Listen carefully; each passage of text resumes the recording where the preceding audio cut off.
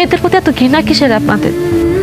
শুধু আপনি না, পৃথিবীর হাজার হাজার পরিবার, হাজার হাজার স্বামী, পিতা শুনলে মেয়ে সন্তান হওয়ার শুনলে তাদের চেহারা চেঞ্জ হয়, তার আচরণ চেঞ্জ হয়ে যায়।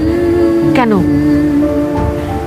মেয়ে হওয়াকে অভিশাপ, মেয়ে হওয়াকে পাপ, অন্যায়? আপনি যে পৃথিবীতে দাঁড়ায় রয়েছেন না আছেন জীবিত, কার জন্য? আল্লাহ তাআলা কোন একটা নারীর মাধ্যমে, একটা মেয়ের মাধ্যমে আপনি পাঠাইছে। আপনার মাও কিন্তু একটা মেয়ে।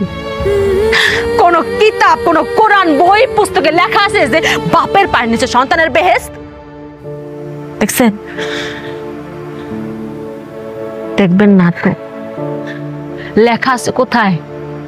মায়ের পায়ের নিচে সন্তানের বেহেশত। সে মা একটা মেয়ে।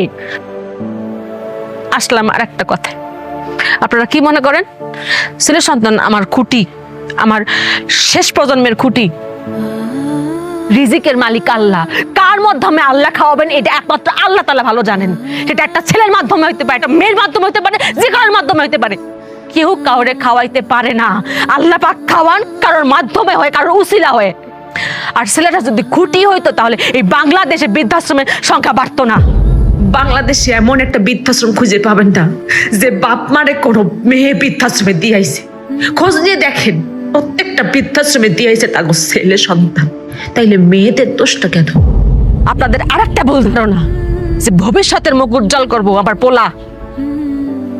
খালি কি পোলারাই করে? মেয়েরা করে না? পৃথিবীর কোন কাজে কোন জায়গা মেয়েরা নাই? কোন জায়গা মেয়েরা পিছিয়ে আছে কোন তো? ডাক্তার, ইঞ্জিনিয়ার, পাইলট কোন জায়গা নাই? আরেকটা কথা তো আমরা সবাই জানি যে আল্লাহ পাক যখন খুশি হন তখন তার ঘরে মেয়ে সন্তান দেন।